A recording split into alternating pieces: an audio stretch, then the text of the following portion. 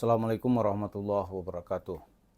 Para pemirsa, setelah kabinet baru dilantik, lalu diikuti dengan pembekalan para menteri di Akademi Militer di Magelang oleh pihak terkait dengan dipimpin oleh Presiden Prabowo Subianto. Di antara masalah yang dibahas itu adalah bagaimana para menteri memahami rambu-rambu supaya tidak terjerat dalam kasus korupsi. Jadi kalau ibarat apalah dipahamilah petanya dengan baik. Karena seorang menteri yang bermodalkan ketidaktahuan atau ketidakhati-hatian tentu sangat berbahaya.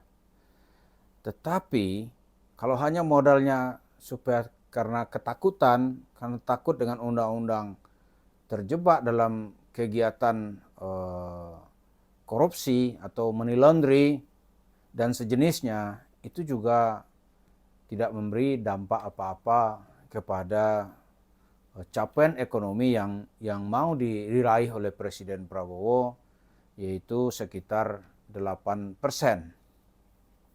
Tentu saja rakyat sekarang ini sangat setuju dengan apa yang sedang digagas atau yang sedang dipersiapkan oleh Presiden Prabowo. Bahkan rakyat sekarang ini sedang menaruh harapan supaya ke depan ini kehidupan bernegara ini menjadi lebih baik dan lebih cocok dengan kondisi di lapangan.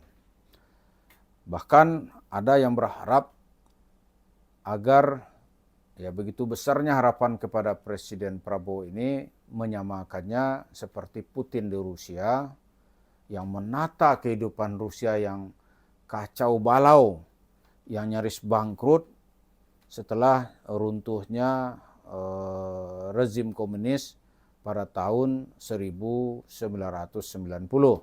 Lalu datang Putin di awal tahun 2000, dia membereskan. Hanya 6 tahun setelah Putin berkuasa, Rusia kembali menjadi negara yang sehat, kuat, dan diperhitungkan dunia sampai hari ini. Begitu juga orang melihatnya seperti Xi Jinping yang membawa kemakmuran kepada Cina, di mana dia tidak pernah main-main dalam soal korupsi. Siapapun yang terlibat korupsi akan ditembak. Itu juga dalam pemilu Amerika sekarang, besar kemungkinan Donald Trump akan kembali berkuasa. Karena janji-janji Donald Trump itu, yaitu yang slogannya yang terkenal itulah Make America Great Again. Itu membuat Amerika kembali besar. Nah, Prabowo mungkin itu juga yang akan dia perjuangkan, yaitu Make Indonesia Great Again, karena dulu Indonesia di ASEAN ini disebut sebagai macan Asia. Nah, tapi apa hubungan cerita ini dengan kasus Yusuf Mansur? Kita berharap ada persoalan penting, kalau tidak digarap atau tidak dibereskan, ini menjadi gangguan yang menghalangi capaian pertumbuhan ekonomi. Misalnya, krisis sosial di tengah masyarakat. Soal agama bagaimana? Dulu di zaman Orde Baru, yang disebut dengan trilogi pembangunan itu adalah menerapkan yang pertama harus ada stabilitas. Supaya Indonesia itu bisa tumbuh, Indonesia yang makmur, ada yang namanya stabilitas. Jadi pembangunan itu akan bisa berkelanjutan kalau stabilitas ada. Yang kedua, di tengah stabilitas itu baru ada pertumbuhan, begitu logika saat itu. Di barat ini ada lahan, ada nanam, tumbuh, berbuah, nah buah itu baru dibagi. Itu yang disebut dengan kemakmuran. Jadi demi terciptanya stabilitas, termasuk nanti stabilitas dalam kehidupan beragama. Maka ada saat itu istilahnya kerukunan. Kerukunan antar umat beragama dan kerukunan intern umat beragama.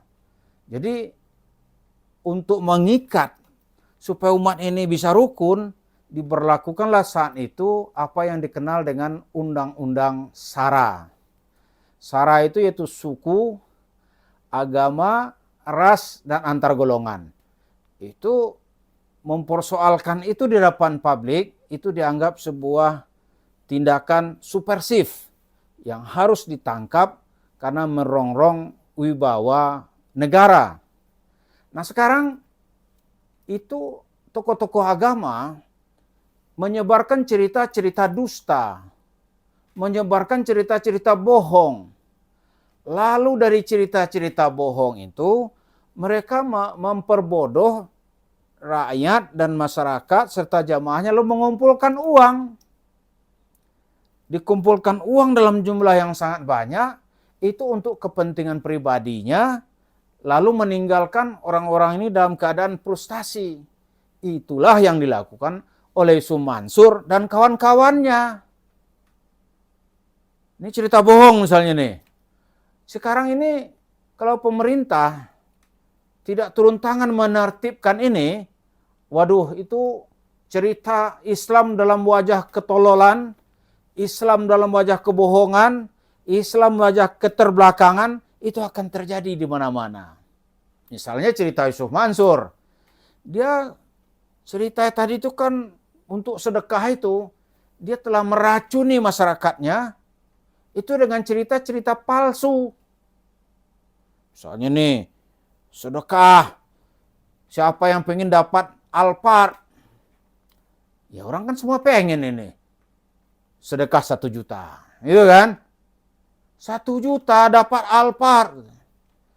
Terus logikanya kayak khayal-khayal aja. Kan diambillah ayat tafsir itu secara serampangan aja. Contoh katanya. Dalam Al-Quran itu orang bersedekah seperti orang menumbuhkan biji. Menyemai gitu. 1 biji tumbuh 7 dahan. 1 dahan nanti menumbuhkan, setiap dahan nanti ada 100 ranting. Lalu memberikan buah. Jadi kalau 1 kita sedekah, nanti balasannya 700. Wah, dalam bentuk uang. Ini ceritanya. Dalam bentuk uang. Jadi kalau bersedekah 1 juta, balasnya 1 Alphard. Ditambah lagi oleh anaknya yang serampangan juga gitu. Pagi-pagi sedekah ke bapak 50 juta. Sore-sore sudah dibalas oleh Allah dengan mobil BMW yang harganya 1,2 miliar. Ini harus ditangkap orang-orang begini. Yusuf Mansur misalnya nih. Kalau tidak ditertibkan, itu menjadi ancaman bagi pencapaian perekonomian nasional kita. Jadi usul kita kepada Bapak Presiden Prabowo, tokoh-tokoh agama ini juga perlu dibekali. Dibekali mana yang ilmunya sampai, kemudian dari sisi kelakuannya juga tidak pernah tercela, tidak cacat dan tercela, tidak pernah dalam kasus perampokan dan penipuan atas nama umat, itu harus dibolehkan untuk berbicara atas nama Islam. Tapi yang udah rusak, itu harus dilarang tampil. Kayak di Malaysia misalnya nih, Mahathir bilang ini orang Melayu ini bodoh karena ustadz. Karena itu, ustadz-ustadz itu harus mendapat tauliah. Tauliah itu ya kayak inilah, sertifikat lah ya. Kalau di kita tuh sertifikat. Kalau yang nggak ada tauliah, ceramah gimana? Dia kena undang-undang ISA. ISA itu ya Internal Security Act. Jadi keamanan dalam negeri lah. Kalau di kita dulu ke undang-undang subversif lah. Ditangkap. Kenapa? Karena dianggap merusak masyarakat. Yang sudah terbukti nggak boleh lagi berbicara atas nama Islam. Nah, Yusuf Mansur ini kan kasusnya banyak ini. Dia harus dilarang atas nama negara berbicara atas nama Islam. Nggak boleh.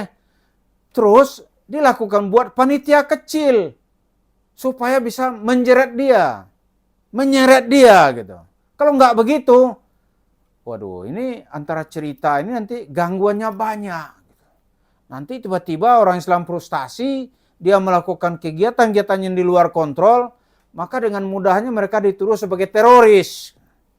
Tapi penyebab sesungguhnya ini ada tokoh-tokoh agama yang membuat masyarakat ini frustasi. Mereka yang paling bertanggung jawab merusak masyarakat ini adalah Yusuf Mansur. Jadi kita minta kepada yang terhormat Bapak Presiden kita, Presiden Prabowo, setelah membekali menteri-menteri ini, juga memerintahkan kepada menterinya, apa menteri sosial atau apa gitu, supaya menertibkan kehidupan umat beragama ini. Dia nggak boleh orang sembarangan aja ngomong, sembarang ceramah, lalu dia kumpulkan uang secara liar. Itu nggak boleh. Mesti undang-undangnya sudah ada gitu. Dia mengumpulkan uang secara liar dan tidak ada pertanggungjawaban. Dia katanya ngajak orang investasi. Dia sih nggak ada modalnya gitu. Itu kan salah sebenarnya. Terus yang mengawasi siapa? Nggak ada. Dia ambil uang enak aja itu. Itu satu kasus yang baru kita ungkap ya. Kasus pengumpulan uang untuk pembangunan masjid di Sevilla Spanyol itu nggak pernah diungkap-ungkap. Itu infaknya loh, sedekahnya minimal satu orang tuh 1 juta loh di situ tuh. Kalau di tabung tanah itu kan lain lagi kasusnya. Ini Spanyol aja tuh banyak sekali. Belum lagi orang-orang yang lagi turis ke Turki gitu. Oh, itu ada cara liciknya itu untuk mendapatkan uang. Ini negara yang harus turun tangan. Nggak ada cerita gitu. Nggak ada cerita sudah gitu. Jadi kita minta ini harapan kita sebagai orang kecil kepada Bapak Presiden Prabowo Subianto setelah membekali menteri supaya kehidupan beragama ini diatur secara baik dan benar gitu. Sehingga tidak ada satu orang pun yang berbicara agama sementara kapasitasnya tidak ada gitu. Jadi orang-orang yang bicara agama tidak punya kapasitas itu harus diamankan. Yang sudah terbukti bersalah harus diselidiki. Nah, Yusuf Mansur kena dalam 2 pasal ini gitu. Mudah-mudahan kita harapkan Allah memberikan kebaikan kepada bangsa dan negara ini, kepada Pak Prabowo. Semoga harapan masyarakat dia akan menjadi Vladimir Putin Indonesia, akan menjadi Xi Jinpingnya Cina, dan akan menjadi Donald Trump-nya Amerika. Itu bersatu di sini sehingga masyarakat kita ini maju, makmur, dan terbebas dari cerita-cerita agama yang sesat seperti yang dikomandani oleh Yusuf Mansur atau Jama'an Nur Khatib Mansur.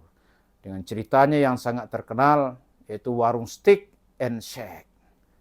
Warung stick and shake. Jadi dia cari duit, beli situ punya pribadi. Mudah-mudahan warung sticknya nanti akan dipersoalkan karena itu didapatkan dengan cara-cara yang tidak bisa dibenarkan secara hukum. Terima kasih. Assalamualaikum warahmatullahi wabarakatuh.